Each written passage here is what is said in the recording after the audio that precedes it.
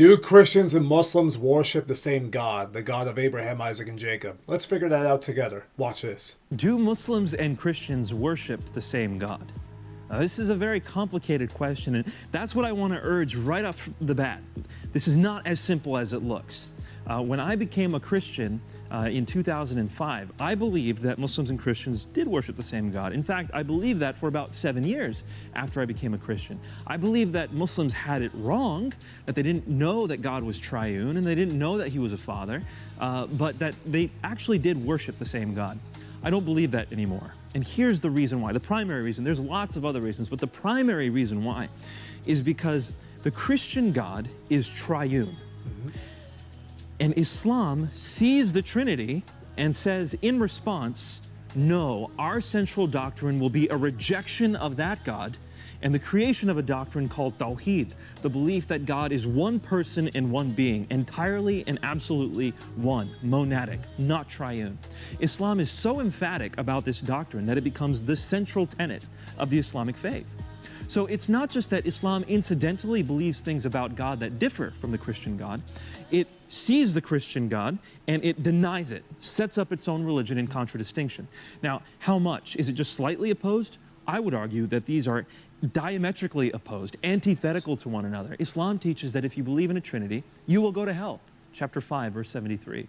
Islam teaches that if you believe that Jesus is God, you will go to hell. Chapter 5, verse 72. Islam teaches that God is not a father, chapter 112. In fact, it tells Muslims to rebuke Christians and Jews for saying we are the beloved children of God, chapter 5, verse 18 of the Quran.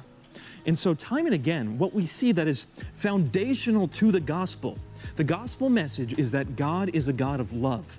How can He be a God of love?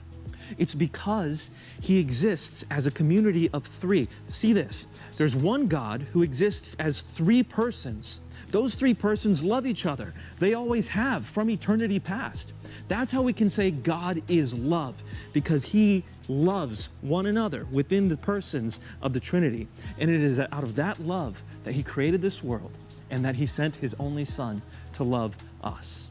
That was a very excellent explanation. With verses to back it up, I will back it up in kind. He also mentioned 1 John chapter 4, verse 8 that says God is love. I want to retort with 1 John chapter 2, verse 22. We're going to stay in 1 John.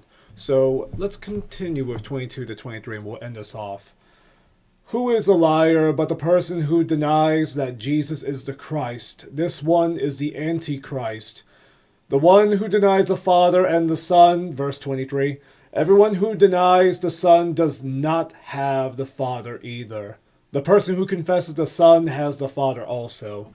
The Quran teaches that Jesus is just a prophet and nothing more. He is not the divine Son of God. He did not die for our sins, and He did not get crucified on the cross. All the things you need to believe in order to be a Christian, you have to deny as a Muslim. That's all I'm going to say.